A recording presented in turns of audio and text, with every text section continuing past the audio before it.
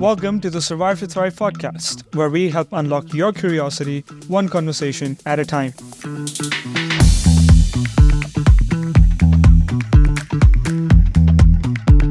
My name is Manan Khurana, a lifelong learner focused in the study of psychology, human connections, and entrepreneurship.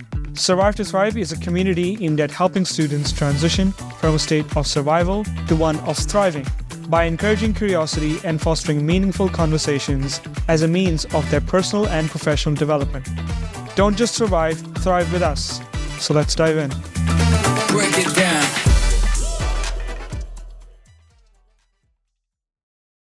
Today's guest describes himself with 5 core elements. He's a believer, catalyst, empathizer, coach, and optimist. BD School of Business as a lecturer, administrator, and he's on the Alumni Association board.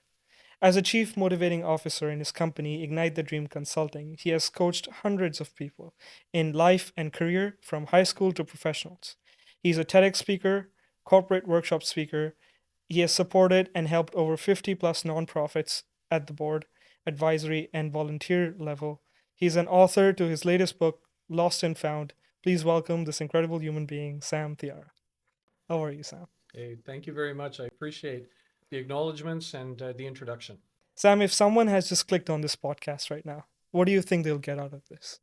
I think they'll really discover a journey. That the fact is that it is a journey, and I think oftentimes what people do is they're in the act of just doing. But I think what this may do is actually help people just stop, slow down, reconfigure, reevaluate what they're doing, and then maybe recalibrate and find a positive direction that they really do need to go. Thank you for sharing that. So, I want to talk a little bit about your book, Lost and Found. Why did you choose those 3 words?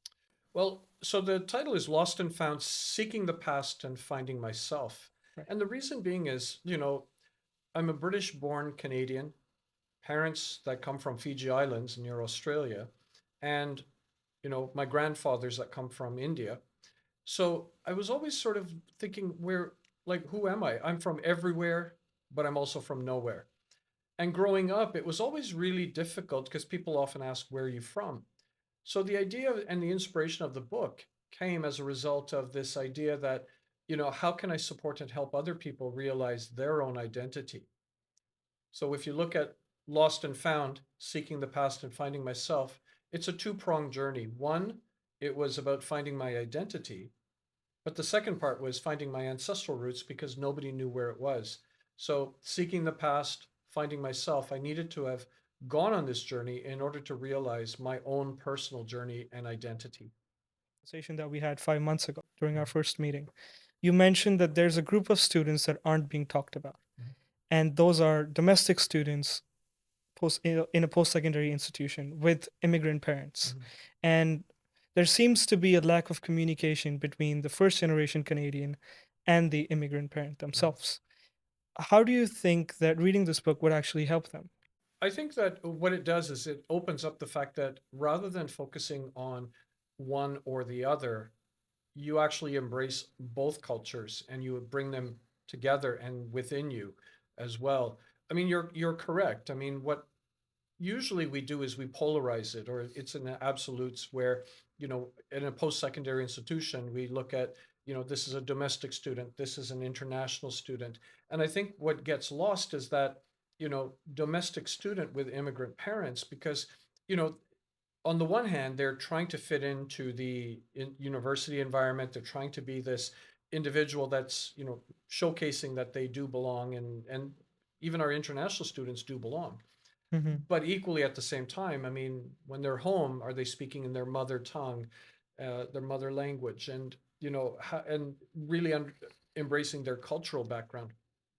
So the book does provide that avenue of trying to help them realize that, rather than segmenting it, you can embrace them both, and how you might be able to do that is what's within the book as well. You mentioned how 30 minutes before the flight was landing in India, you felt very anxious and it felt like the longest 30 minutes of your life. Why do you think you felt that way? Well, and part of it is, I mean, there again 2 components to that. One part of it is, just the fact that when they say the last 30 minutes, it feels like 2 hours because, you're just anxious to get off the plane. I think it was also, for me, it's the first time I'm going to India. I'm a foreigner going to a land that shouldn't be foreign to me and trying to understand and appreciate, like, okay, how am I going to be accepted there, or am I going to be accepted there? Do I need to, focus on, how I'm going to act? What am I going to say? Am I going to do something that may offend? It was all these thoughts and ideas that started coming in those last 30 minutes of saying, it's almost like you've prepared for this, but equally at the same time, it's like the person who's preparing for that marathon race going at the starting line, going like, okay, when is the starter pistol going to go off? When do I start? So that last 30 minutes was really a difficult one because now you're questioning, am I doing the right thing? Am I prepared enough? And, how is this journey going to go? So I'm going to take you through a different scenario, Mhm. Sam, and I would love to get your input on this. So one of the scenario is I'm a young Indian student in Canada with immigrant parents, and I feel embarrassed to even open my tiffin in front of my friends in Mhm. school. I find it difficult to accept my Indian identity, and I also want to be westernized because that's the kind of life that my friends are living. And in this khichdi, as you call it, and I'd love for you to bring it up, I'm having difficulty accepting my Indian side as well as my westernized Yeah. side. So who am I? Mhm. That's the biggest question. Yeah, and I growing up here, so for me, again, I moved here from England when I was 4 and living in a community that really didn't have a lot of immigrants. So, you are Canadian. And I think what really transpires in that regard is because I was segmenting, and I always said my life was, prior to going to India, my life was always viewed as a thali. And a thali is a platter Mm. with segmented dishes. And the idea is they're all separated. So in this case, I'm British, Canadian, Fijian, Indian. I also played in an Irish military pipe band, so maybe there's some Irish Awesome. chutney there too. But I think what transpired in all that is when I stopped looking at my life like a thali, and I started focusing my life on what I call a khichdi. So khichdi is a rice dish where you have the rice, you pull whatever vegetables you have in the fridge, you add your seasoning and your spices, and it's a blend of flavors. So and I think that's what really resonated with me when I had an epiphany in India that my life is not a thali, my life is khichdi and a blend of cultures. And it really made me, you know, realize that I can actually have them all and celebrate them all as opposed to sort of segmenting and saying, well, I'm with this audience, so I have to be this way. Instead, I'm like, no, I can be all of my background, which is this blend. It's almost like having, you know, we are a watercolor. We're not paint by numbers, meaning everything just blends together. Hmm. And there's beauty in that because it all holds that we have our uniqueness, we have our diversity, and we have so much that makes up our foundation. Celebrate them all and bring it together and make yourself into a khichdi. I can feel that there's a person who's Korean, has Korean ethnicity, and they're saying, well, that sounds like bibimbap because It that's is. what it is, right? Oh no, it's like bibimbap. Yeah, It could be an omelet. It could be, pizza, anything and absolutely. everything. You just sort of bring it all together. Wonderful. The next scenario is, Sam, that my immigrant parents want me to be doctors, Mhm. lawyers, and but I like the way John is being treated by Mrs. Walker because Mrs. Walker is really cool. She doesn't put my friend John through all this pressure. Even though my parents are in a Canadian context, they still have their immigrant mentality. Is that wrong? And how do I navigate Yeah. those their expectations? That's the Yeah. question. They're not wrong. I think they're trying to use whatever they've got to the best of their abilities to provide you the tools and the resources. The challenge though is, I think sometimes that, you know, society puts these pressures. Society says this is what you have to be. It's interesting because success, oftentimes we define success in two ways. There's a third way. And actually, if you embrace the third way, you actually get the other two. So we define success by money and status.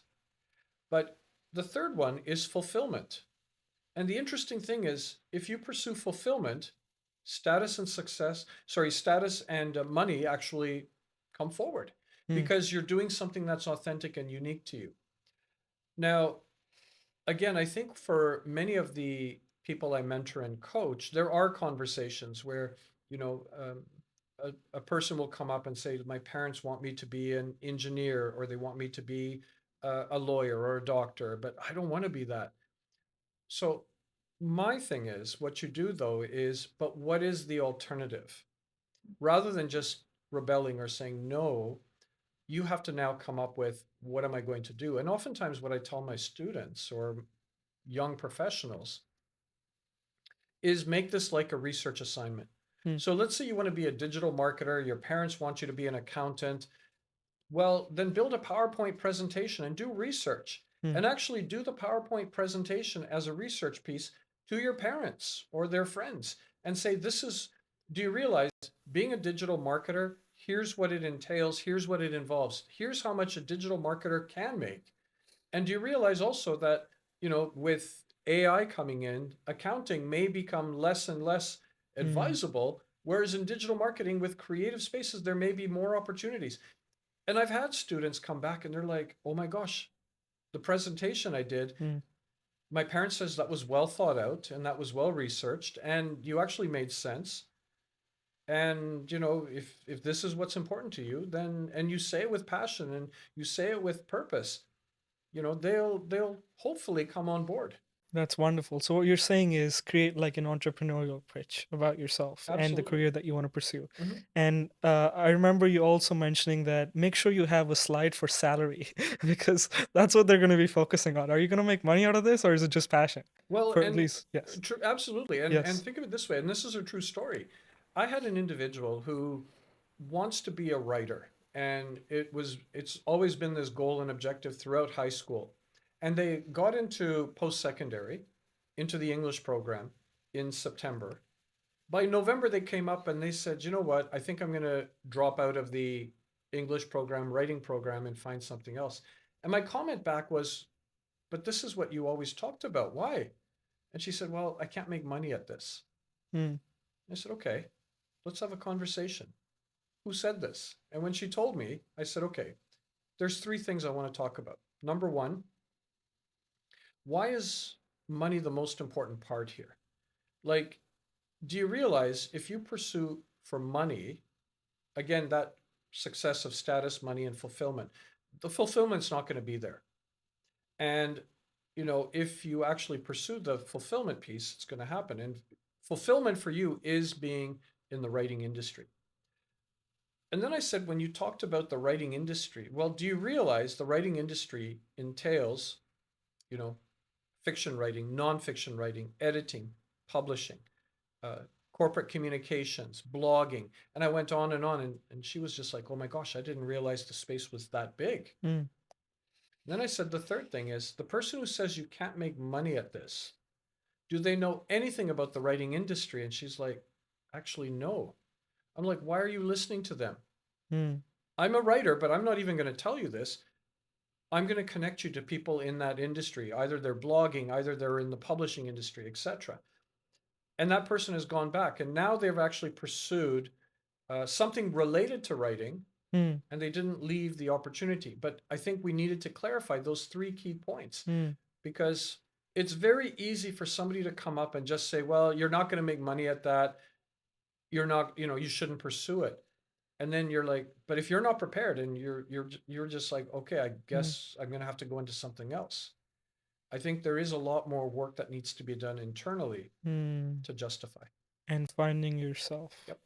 And one of the key underlying themes from that as well is who are you asking advice from? Mm-hmm. That also matters. Do Yep. they have the experience that you're looking for? Yeah. That's, yeah. Well, I often say that, they aren't saying it to be mean. They aren't saying it to thwart your career. They're just trying to say what's best for you. Mm-hmm. I've always said what you need to do though is find the champions and enablers, the Mm. people who aren't going to say, no, you can't, or no, you shouldn't. They're going to be like, okay, if this is important to you, how do we make this realized? And how do we make this happen? And the champion enabler is there for you. Going back to the navigating your identity Mhm. piece, communication with parents is extremely important. And as you said, is make sure you have that PowerPoint presentation. Do you think that sitting down with your parents and asking them about their own story, Mhm. their own grandparents, and figuring out, okay, why do they think this way? And what are some attributes that they have that I can possibly learn from in a Mhm. positive way instead of just thinking of them as, well, they're not Mhm. first generation like I am, Yeah. feeling good about yourself. What do you think about Well, and oftentimes, remember, oftentimes people have come to this country for a better life. Now, oftentimes the parents are doing jobs and tasks that they didn't, that they're not able to do here, that they were doing back in their country. And it's a humbling experience, taxi driving, working as a janitor in a hospital, any number of things. So the idea, though, is respecting where their narrative is, and their hard work ethics, or the reasons why they really feel this is what you've got to be. And I think when you acknowledge and respect that, but then it's a matter of these conversations to say, but my my grounding or my journey is a carryover from yours. However, it's different than what you accomplished or what you did. it? We certainly, like, I think the idea is it's very easy to just write it off and say, well, you're from a different generation, a different culture. It doesn't fit here. It's not a it's a round hole in a square peg. But instead, I think what we need to do is open up, ask them their journey and their stories. What did they learn? What did they experience? Mm-hmm. And pull that into yourself. So it's almost like you're blending a little bit of their background into you, Mm-hmm. but really it should be you guiding, or the student should be guiding the conversation, Mm-hmm. and why this is important to them, and the successes that they can bring forward that other people have accomplished as a result of pursuing the journey that they're interested in doing. Don't you think that John, who's watching this right now, is wondering, should ask himself the question, what kind of stories are in his family? Mhm. What are your thoughts on that? Absolutely, and to do it sooner as opposed to later, because as people get older, these stories actually start to evaporate. The memories start to evaporate. Even in my journey with Lost and Found, Seeking the Past and Finding Myself, I found that when I was sitting around with my father, my uncles, part of it is they would reminisce about growing up, and, when they were growing up, what it was like. And they would laugh and, just relive the stories. But equally at the same time, what I found is there were a lot of holes that they weren't able to, fill in or explain or express. And I had to make some assumptions. For example, like my grandfather, he left India, Punjab, when he was about 17 in 1905. Mm-hmm. And he made his way from with his best friend. I mean, and part of it is it was contrived. Like, he made up an argument or did something that, his father got really mad, so he gave him a reason to leave. But his friend and my grandfather wound up going from, landlocked part of Punjab all the way to Calcutta, hopped on a steamer ship on his way to Argentina, because the cattle ranching he understood was in Argentina. Mm-hmm. The boat stopped in Australia. Few of the people got off, but my grandfather stayed with his best friend. And the boat landed in Fiji. Now, actually, he got off in Fiji. But this is what I mean. Like, nobody really knows the exact story of why it was Fiji, because he was on his way to Argentina. And there are three assumptions that then I talk about in the book. Is number one, he's coming from a landlocked place, and being on a ship, maybe he just got tired of the sea life and just said, you know what, I've had enough. I'm getting off here. Mm-hmm. True, legitimate. The second part is maybe he was able to get off the boat for a while, saw Fiji for the paradise it is, and said, "Ah, this is actually not a bad place. Maybe I should, just make my life here." Or the third one, which is also a legitimate option, is the fact that maybe he got off the ship thinking it's Argentina and the ship is gone and he realized, oh no, it's not Argentina. This is someplace called Fiji. But okay, I guess I got to make my living and make my life here. But that's what I mean. Like, nobody really knows the reasons. Mm. So what I would encourage anybody is talk to the elders, capture those stories, capture the memories. You're going to do a couple of things here. Number one is you're going to be appreciating and understanding your own narrative because of the journey that got you to where you are. The second part, though, is respecting your elders and making them feel that what they can contribute to you is equally important. I think sometimes in this fast world, what happens with social media and just the way the world is, we don't slow down enough to have a conversation or talk to each other. Maybe sit down, talk to your grandparents and say, what was life like? Mm. What were your experiences like? And then they'd be interested in learning about you as well. And you'd be amazed at what the conversations may unfold. Mm. Going back to your first point, Mhm. um, when I read my own grandpa's story, one of the things really stuck out to me, Mm. which was that all this happened when he was 16, let's say 15, in eighth grade, Mhm. right? And reflecting back to my own journey, in 2017, when I was in eighth grade, that's when I moved to Regina, Saskatchewan. And I lived in a boarding school and I had a good support system who was there for me. I wondered what his support system must have been like, Mm. because mom must have been worried that, there are police forces outside. Must have, like, there, I'm just thinking that he must have had so much trauma to deal with Mhm. as compared to my life. No way that I'm going to be comparing them, but it gave me a sense of pride, confidence that maybe I am here to do something as well, just like he was at 18 when he moved to a new country. So that made me feel really humble and appreciative of his story. Absolutely.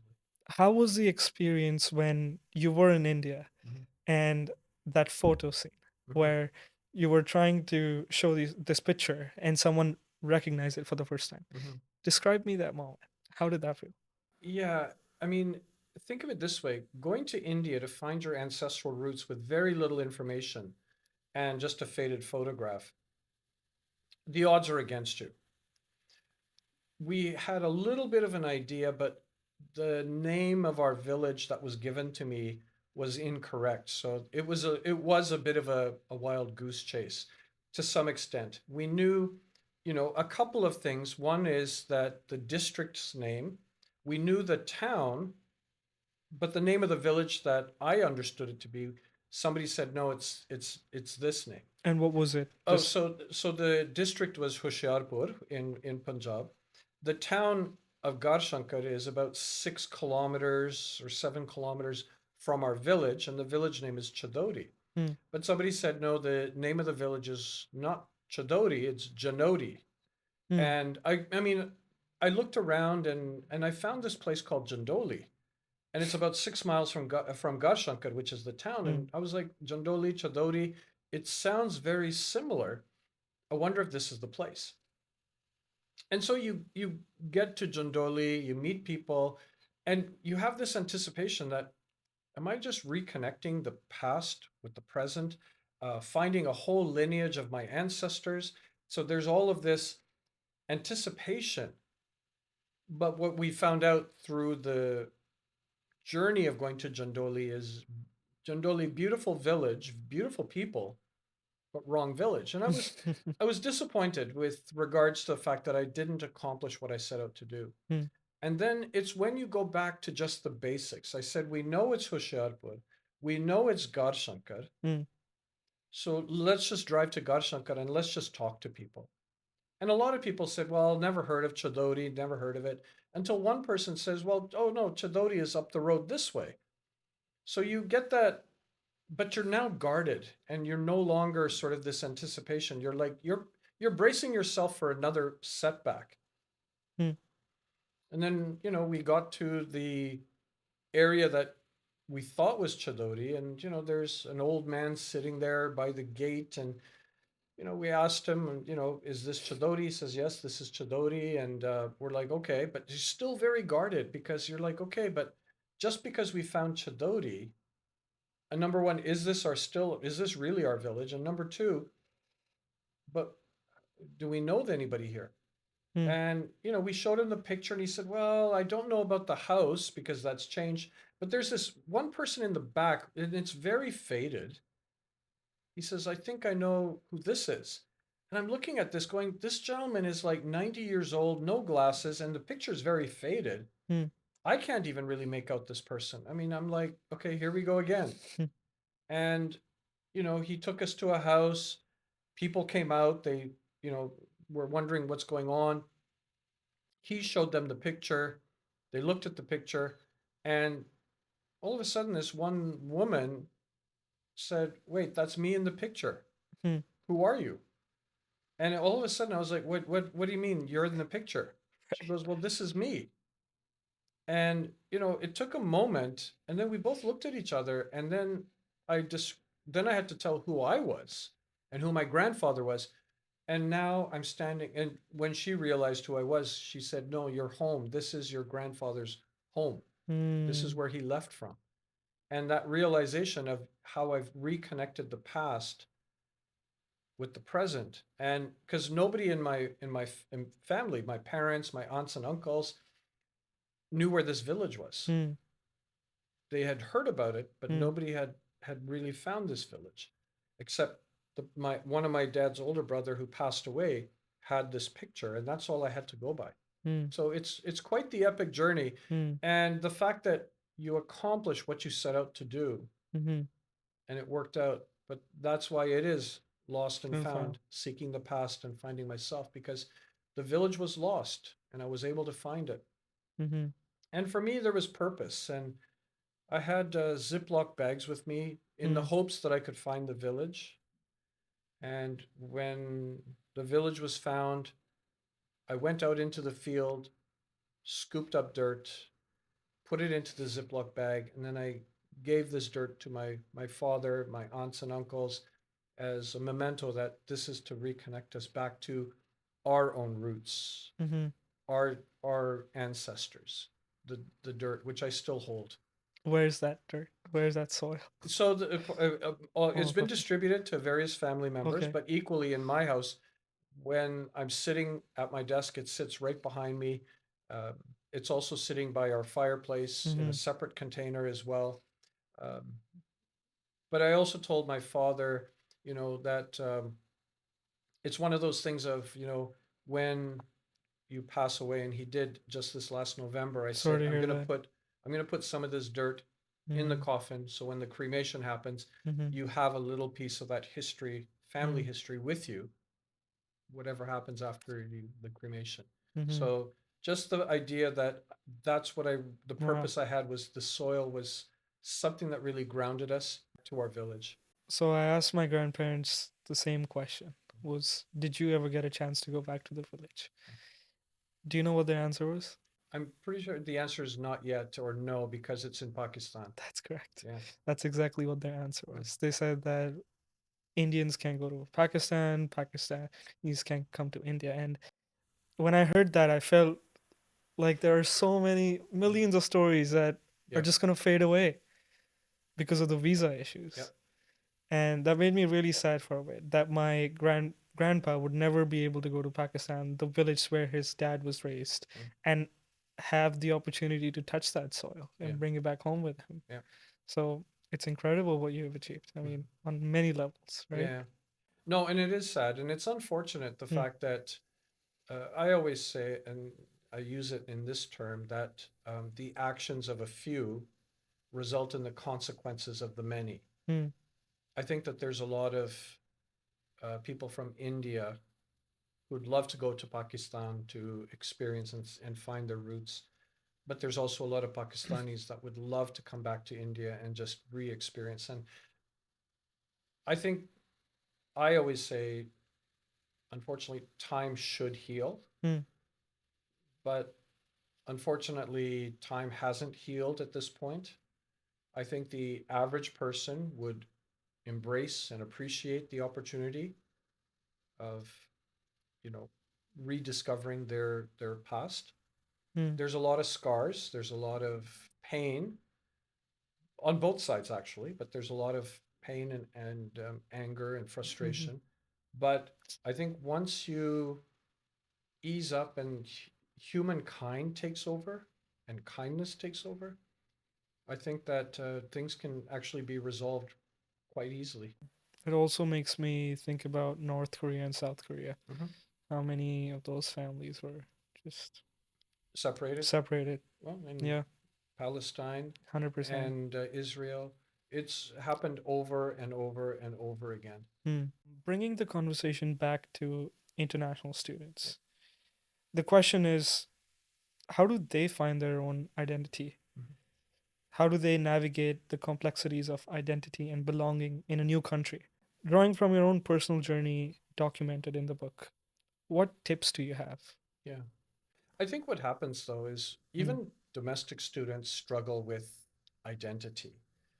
I think what happens is we're always trying to define ourselves by what we do, mm, but actually you're defined by who you are. And I think when you start taking the time to realize who you are, clarity starts to emerge. What I often tell people is, what are the, foundations that make up who you are? If you think about it, what is it that you're not willing to compromise? mm, And it doesn't matter if you're an international student or a domestic student, what are you not willing to compromise? What's so important to you?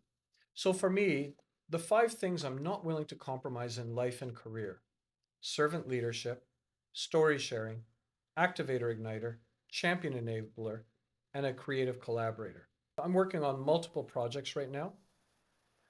All of them hit 5 out of 5. And it's like I have a really solid footing and an understanding of who I am. And that's where opportunities, when they emerge, I've got clarity. So if you're a domestic student, if you're an international student, start focusing and looking at, who you are and the way that you come up with the grounding, the 5 core elements piece is look at the classes you're taking in high school or in university or college. What did you like about them? What is it that what courses did not resonate? But ask yourself why. If you have a job, what do you like about the jobs?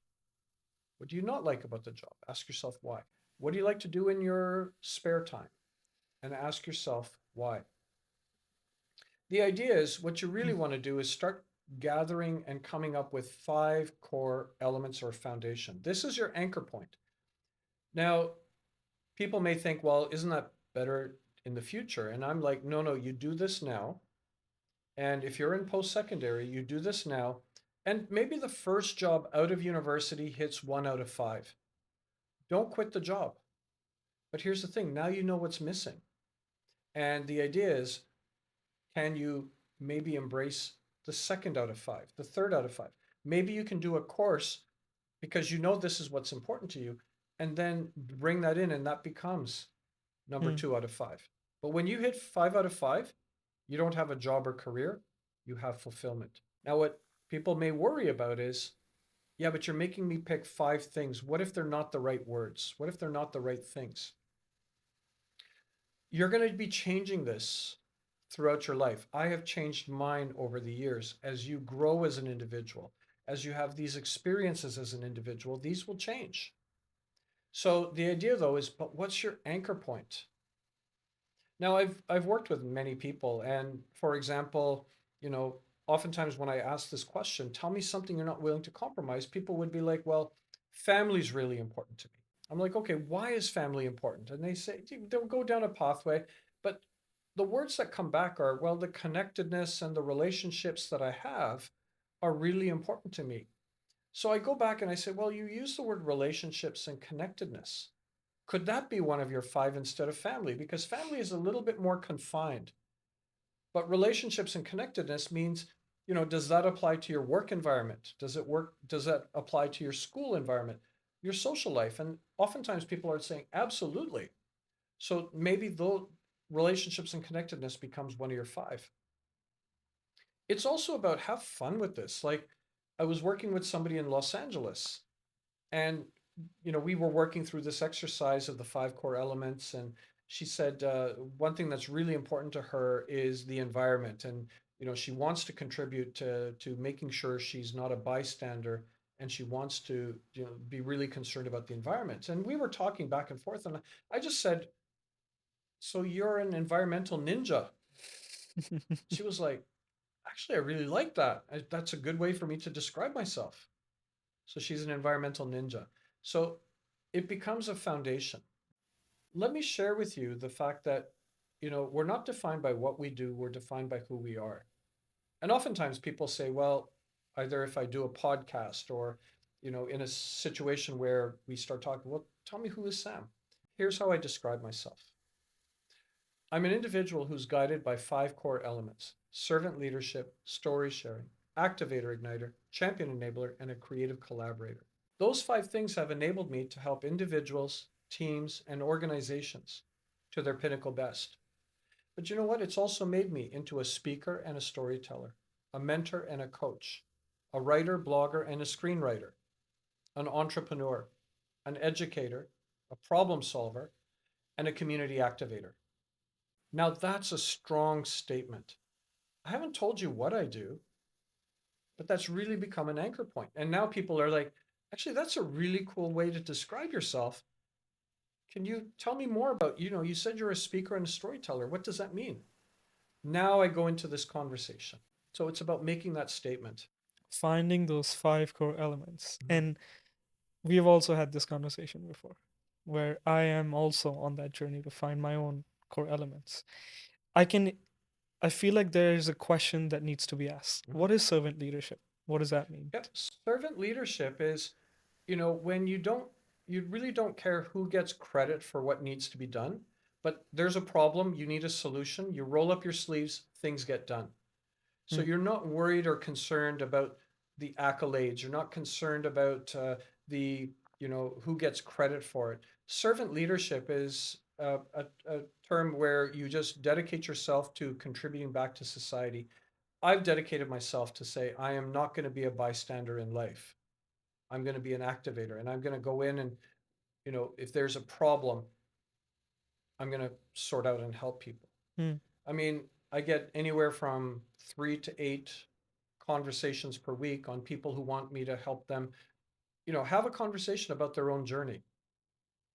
I don't turn them down, and that's servant leadership because, it's important for them to talk to somebody about their journey.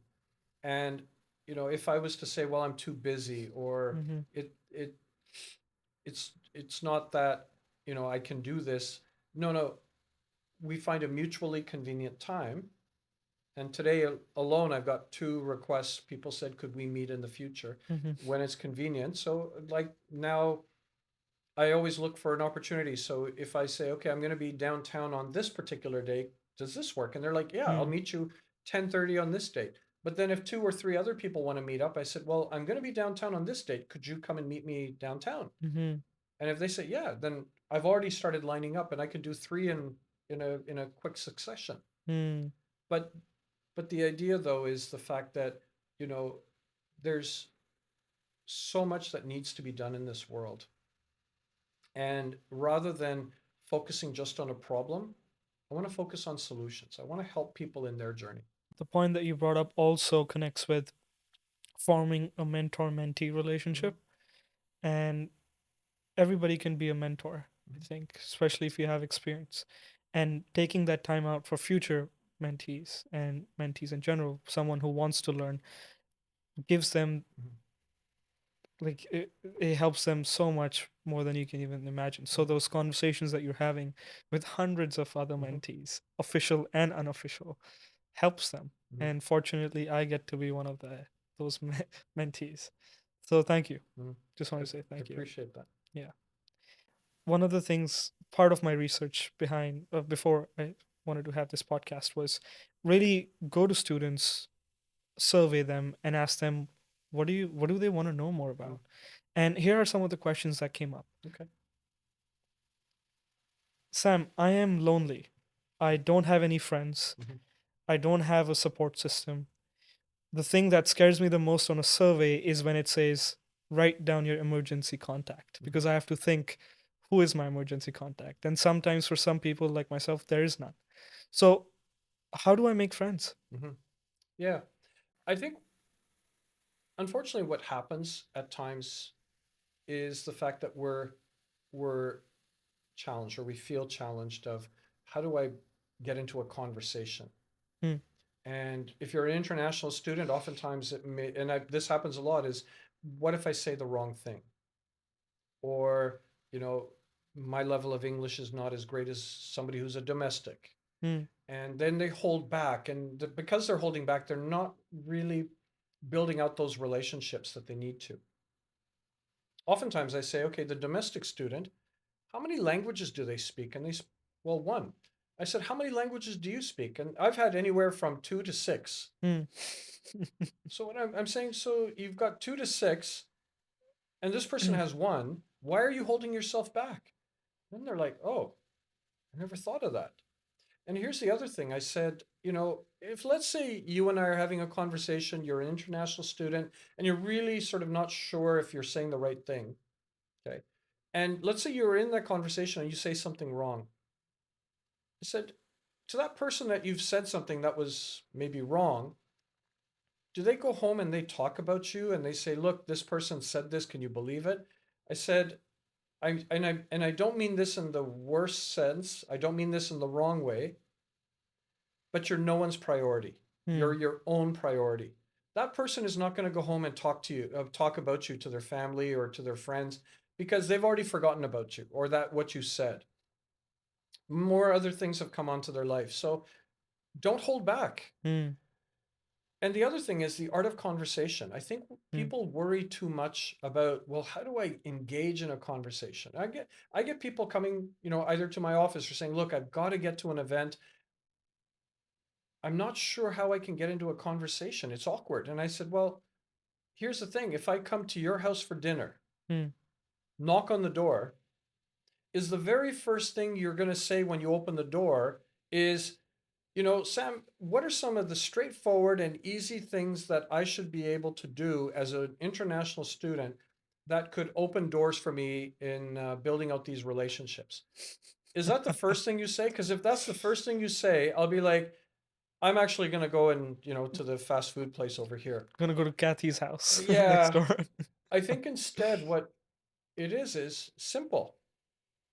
Well, how are you doing? Oh, well, how was the drive today?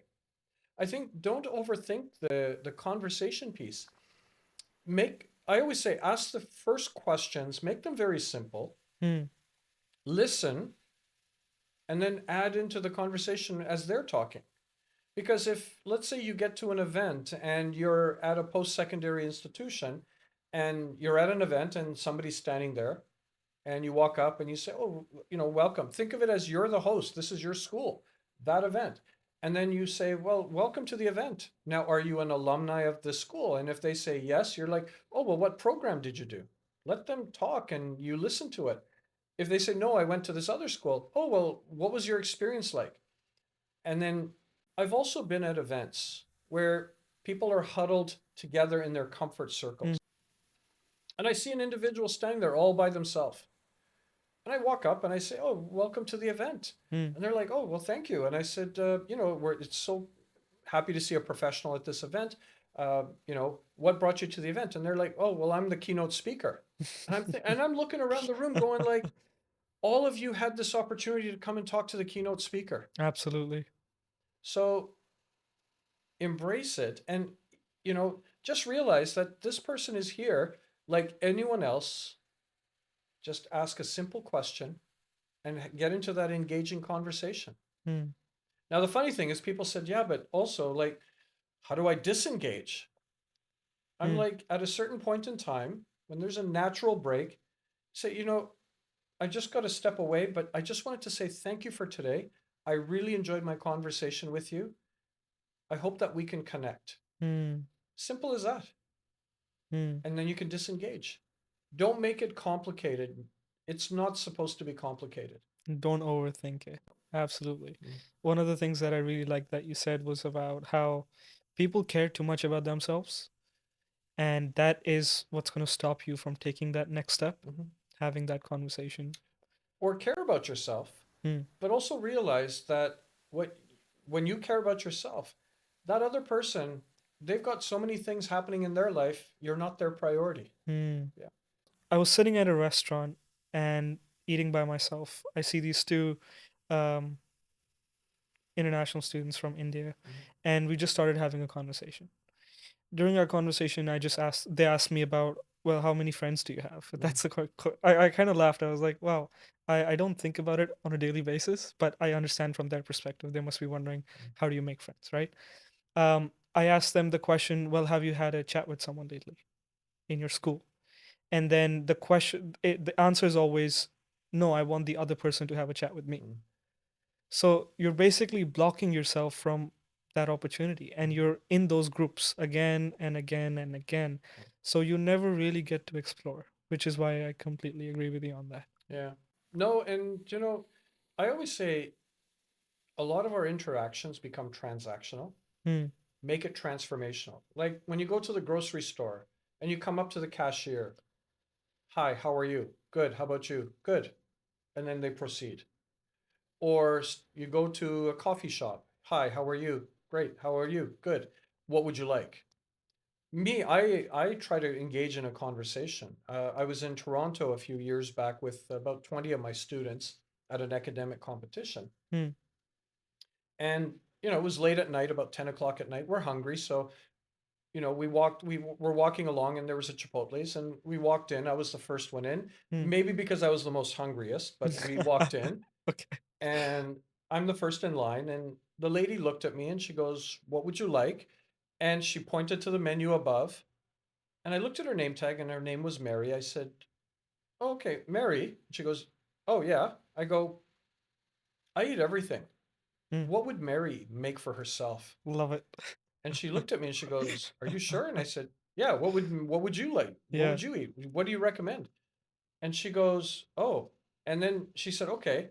So she goes over and she pulls out the burrito and she said, well, do you want brown beans or black beans? Hmm. I said, Mary, which beans do you eat?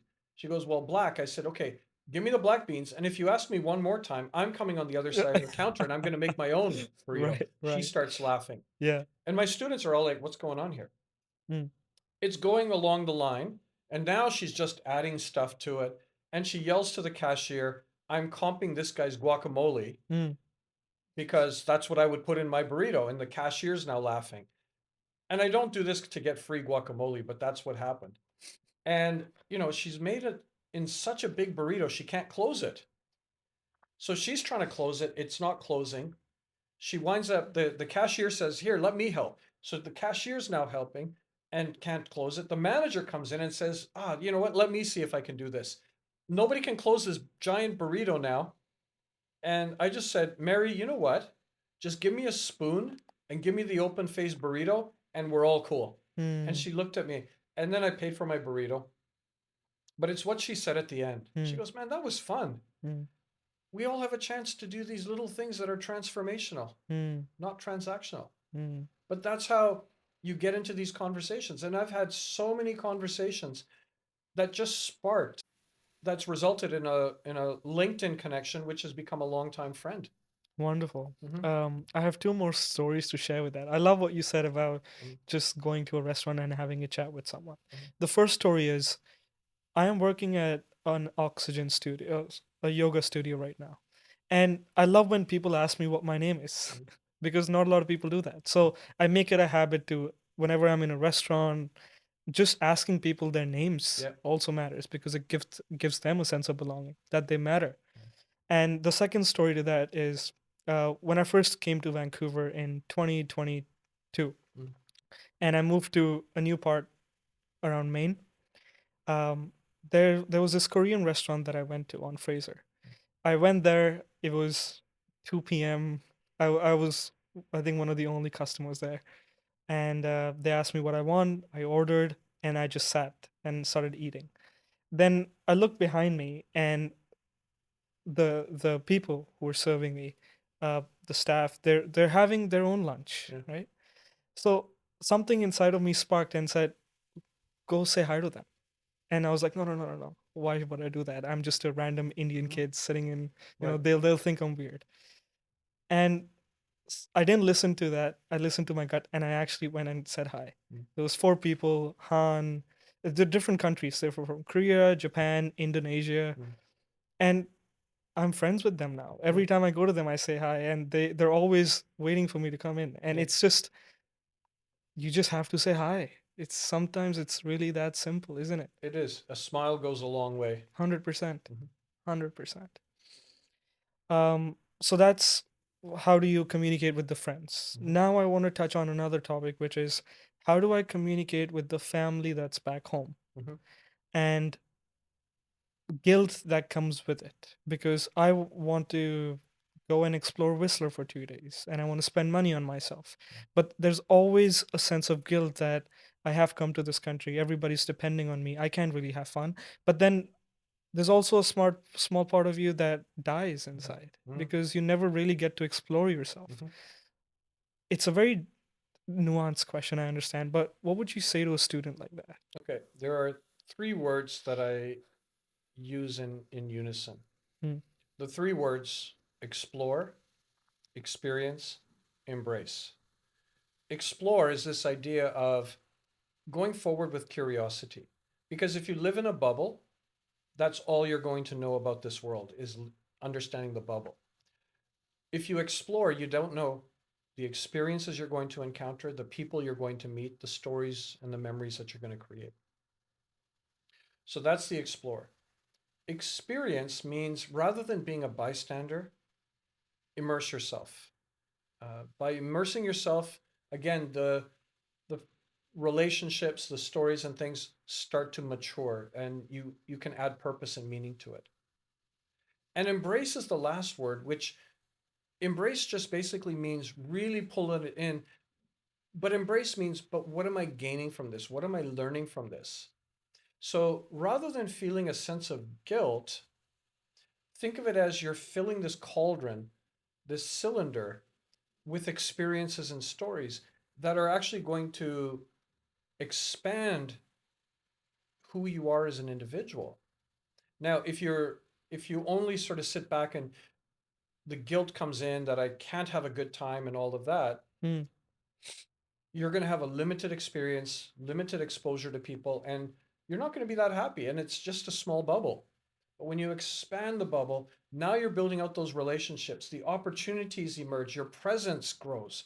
And as a result, if you're having fun, and the way I describe it is I've been teaching this organizational behavior class Hmm. at SFU for many years now, still thoroughly enjoy it. And I always say, if I enjoy teaching this class, my students are really going to enjoy this class, hopefully, but they are. And the reason being is because I'm enjoying it. It's not that it's feeling like work. The same thing applies. Don't feel guilt about this. Hmm. It actually go experience. So, explore, experience, and embrace are three words that I think are so critical in your personal and professional development Hmm. because it's really going to help your presence and people will acknowledge and see you as an individual as opposed to just being in that bubble and feeling guilty. Treating yourself, Mm-hmm. self-care, all those Yep, aspects. absolutely. But also Yeah. always be reflective like these experiences, what does it mean? How is this going to help me in the future? Hmm. Those sorts of things are really important. And also the fact that you're living alone, so you're Mm-hmm.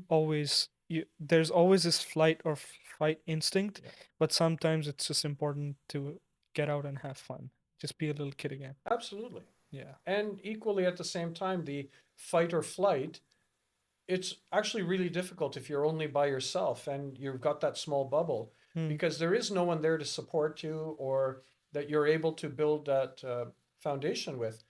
The more you explore, like I said, explore, experience, and embrace, Mm, the more people are there to support you. So you're not fighting anymore, fight or flight, because now you have a support system around you. very interesting. I didn't think about it that Mhm, way, but definitely. When international students come to this country, mhm, I want to focus on the ones who are struggling right now. mhm. And the ones who are struggling right now are only asking the question, who are watching this, they're asking, well, this is all the fancy stuff. Tell me, how am I going to get a job? Mhm. How do I get paid? How do I land my first job? Mhm. And my question to you is, how do they leverage their unique backgrounds to create a compelling personal brand or a personal story in the Canadian job market? Right. I think a huge component of it is self-confidence, Hmm. is to realize what makes me unique and distinct. I think sometimes we get caught up in our day-to-day activities, we feel average, we don't really understand or appreciate what the significance we can bring forward. But it is about the foundation piece, really understanding who you are, and then it's almost like then building on that as your presence and starting to reach out, building those relationships on LinkedIn, for example, Hmm. attending events, talking to people, building out your presence, and doing it with earnest, but also doing it with authenticity. So when I go to these events, it's not about, well, who am I going to meet and how many business cards am I going to collect? What opportunities am I going to get? I just go out, have conversations with people and ask questions. And next thing you know, people are like, oh my gosh, like, I really enjoyed this conversation. Like, can we connect on LinkedIn? And I'm like, absolutely. So there's a lot of work that an individual can do. So build out your LinkedIn profile, Hmm. attend events, and, you know, immerse yourself in it and actually start talking to people, building this presence because that presence starts to grow. Hmm. And then again, when you have those opportunities that are there, the more that you, and I think extracurricular activities, Hmm. Hmm. Hmm. joining clubs or, those sorts of things can be hugely beneficial. Hmm. Equally at the same time, I mean, if you're doing a class and you do a group project, Hmm. don't just think, okay, the group project is now done and I'm going to move on to the next semester. Hmm. Hmm. No, no, now reflect. What did I gain and learn from it? Hmm. Build a portfolio of your experiences because if you worked on a group assignment, well, there's analytical skills, communication skills, team building skills. So when that person in the interview says, well, tell me about a time when you had to work in a difficult situation, time pressure. Oh, well, let me tell you, I had four classes. There were exams coming up. We still had, the four individuals we had to organize and we had to work together to solve a case and then deliver the case and as consultants.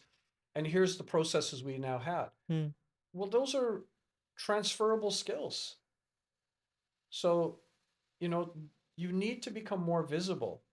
And part of it is having a LinkedIn profile. Hmm. But I also get like when you first start out, it's like, well, what am I going to write? Hmm. I don't have much. Get involved, volunteer somewhere, join a club, start those nonprofit or those volunteer extracurricular activities Hmm. are what I call transferable skills. Hmm.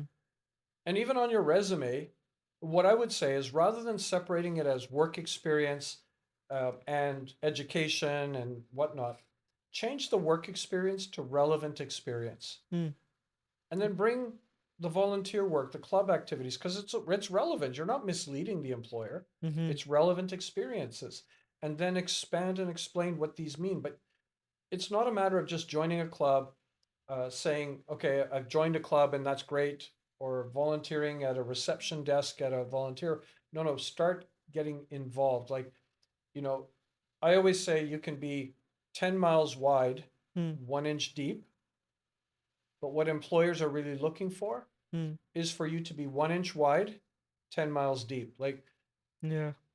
get involved in the club, Hmm. I'm the faculty advisor for a club up at SFU, for example, Mm-hmm. and somebody comes in as an entry level project coordinator. Maybe the next year they become the project manager. Next year they're on the exec team. Maybe fourth year you're now the president. But now you're connecting with people external to SFU, internal to SFU, and you're expanding your network and relationships. Mm. Yeah. And this is also important because a lot of students, I call them students, but they could also be in Yep. their mid 30s. They already have experience, and suddenly when they come to this country, they're told they don't have any Yep. experience. So they've got to start from scratch. So Yep. this is also important for them, is to take action and not always feel Mhm. pissed that nobody's listening to me, but Yeah. this should be an experience for them to go back and find. Well, and the word I would use here is confidence. Hmm. Understand that what you bring forward, you've gained, you've earned. Don't diminish it. Hmm. And I get people all the time like saying, "Oh no, not me. I mean, well, that was just a little thing I did there." No, no, don't diminish it. Really talk about what did it mean to you? How important was this? And expand, explain it, and really showcase it. I think we need to celebrate ourselves more, and it becomes a challenge because I think what happens is people will be like, it sounds like I'm bragging, Hmm. but there's a difference between confidence and cockiness. Okay. So always make sure it's on the confidence level to say, we worked as a team, or I was able to accomplish this, but what it brought me was this insight, and here's how it helped more people. Hmm. So you're saying it from the standpoint of more of a confident level than to say, yeah, I was the one who founded this. If it wasn't for me, then this wouldn't be here today, and all of that. Speak with a confident voice, not a cocky voice. I really like that as well because this also touches a little bit of um, Eastern background, Eastern philosophy of not putting yourself out there, Yeah. not having the confidence because you want to be humble. So, how do you be confident and Hmm. humble, which is what you just said, Hmm. is the way that you present Hmm. those skills. Really Well, and important. and if you build a presence, Yeah. oftentimes you don't even have to say a word Mm, because your presence carries volume. Like, I don't know, I've been at events where somebody's walked into the room, they haven't said a word, mm, but there's something about them that just there's some confidence here. So I call it being loud without a voice. mm, And you can be, if especially if you're an introvert, you can be loud without a voice. Meaning, if you have the ability to build the skills and abilities, the confidence, that's going to speak volumes. And you don't have to go around telling people. They're going to see this and they're going to mm, understand. Oh well, who's that? Um, Actually, there's a little story I share. mm. It's called the teacup story, and I use this in my class. Okay. And I save it for the last lecture. The idea is, people are afraid of you know, how do I make an impact? How do I showcase who I am? And it's the little things that actually make the biggest impact. Now, I'm not saying don't do the big things. Absolutely go for the big things, but it's the small things that make an impact. And I had a group of students that went down to Washington State for an academic competition. So think of it as, there are students from all around the world at this academic competition. Part of what they organized was, they got to speak with the senior people at JP Morgan.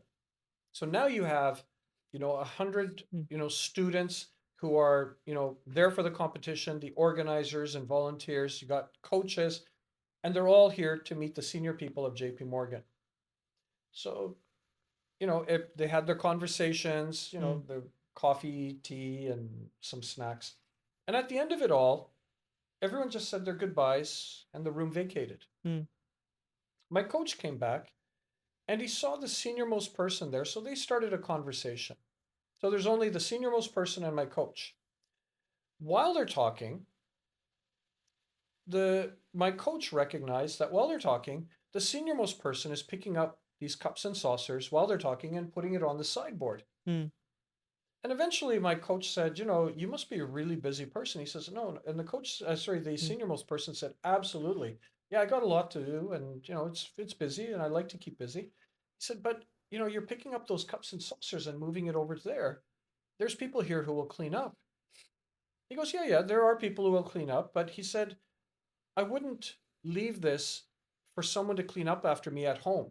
Mm, Why would I have someone clean up after me when I should be mm, doing that? That's my responsibility. But the more important thing he said is, I had a room full of 100 young people in this space. If one of them would have picked up their cup and saucer and moved it to the sideboard, I want to talk to that student because they're wow. doing something different. Now, when I tell that story, Mm. I tell the students, but now you don't get to an event and you grab your cup and saucer and say, look, I'm gonna Yeah, put this on the sideboard. I'm looking yeah. for work, and I hope you sort of, oops, my resume just dropped on the floor. You Mm, don't do that, mm, but just quietly creating that presence of responsibility. One of the things that I do every morning after I wake up, the first thing I do is I make my bed. And that's, again, something I've accomplished. mm-hmm. It's a little thing. And, you know, it may not mean a lot to many people, but to me, that's the first thing I have to do when I wake up is make my bed. Moving your cup and saucer to the sideboard. You know, these little things are what people will observe and they're like, okay, that person's doing something Mm. different. Adding on to that, great story. I think it's Hmm. the first time that I've heard it. Okay. And yeah, I'm not gonna go and put teacups on the Or side every time. say you'll do Yeah. it, but you're not going to say, Yes, I'm going to do this because I'm looking for a job. absolutely. You're Mm, right. Um, in a podcast that I was watching, hosted by Ali Abdal, mm, uh, a question came up, which is successful people have successful systems that makes them successful. Or mhm, sorry, successful people have good systems that makes them successful. And that's one of the systems that I'm guessing you have, which mhm, is you get up in the morning, you make your bed. mhm, That's the basic thing you can do. mhm. What are some other systems that students can adopt in their daily lives? Mhm. Oh no, I think for them is it has to be tailored to them. Hmm. In other words, you can't just do things that don't resonate. But whatever it is, make it into a habit, a good habit. You know, it could be that I'm going to work out, you know, 3 days a week, okay? But make sure you adhere to that. So, you know, you create a habit, and as a result of that habit, that's something that again adds into your presence, you know, and it could be any number of things. It could be, you know, I want to meet 3 new people every week. Okay? Now, by Friday, has that happened? If not, well, what are you going to do about that? If you haven't, don't beat yourself up. But now, how can you know, embrace that to say, okay, here's where it didn't work. How can I make it work? You know, and it doesn't mean that okay, I only spoke one person. Next week, I now have to do 5. No, that's just putting too much pressure on yourself. Right. Don't do that. But consistency, I think, is one of the Hmm. the elements that is really important to do in all this is consistency to say, no, this is important to me. I want to do this and then follow through with it. Yeah. So But that's really also important. but Yeah. also that $100 or $200 that you've set aside to have fun, Hmm. you know, part of that may be, you know, that will be a catalyst that builds those relationships. Hmm. You know, like Mm-hmm. having dinner with a couple of people and you run into someone else that has come into the conversation, or I'm going to spend, you know, $35 to get to this event, Mm-hmm. and you get to the event, or, you know, joining the Vancouver Board of Trade Leaders of Tomorrow program. 100%. There's a cost affiliated or associated with that, which some people would look at and they're like, well, that's, yeah, no, I'd rather not. What they miss though is it's an investment Hmm. of that, you know, money that you're putting into the Leaders of Tomorrow program. It's an Yes. investment which could pay dividends rather than saying, well, you know, if I spend it there, then that's less money for me to eat out. But this is a really good investment. 100%. Mm, And international student doesn't have a network here. mhm. It really matters where you spend your money. Yep. And spending your or joining a subscription Yep. of, let's say, Leaders of Tomorrow program is beneficial because then you're getting an access to these incredible human beings who Absolutely. are just there. Yeah. um Sam, I think we should take a pause here Hmm. and then continue our conversation sometime in the future, because I think there's a lot of insights here that um domestic students and post-secondary students can take away from. But I know that there's a lot more that I want to discuss with you, Sure. and really happy that you're here today. No, I Yes. appreciate that. And I think a pause is always good. Like, you know, it's a marathon, and a marathon means that at some time as well, you know, it's good to just, you know, get the water break and reflect on as you're running and as you're doing things and see where this moves forward. And, you know, you'll come up with maybe even more questions or even more reflections, and I'll be prepared to, you know, focus on those as well. But it's Wonderful. been a real pleasure. Thank you, Sam. Really appreciate you. Lost and Found. Please go check it out. Thank you for your time. All right.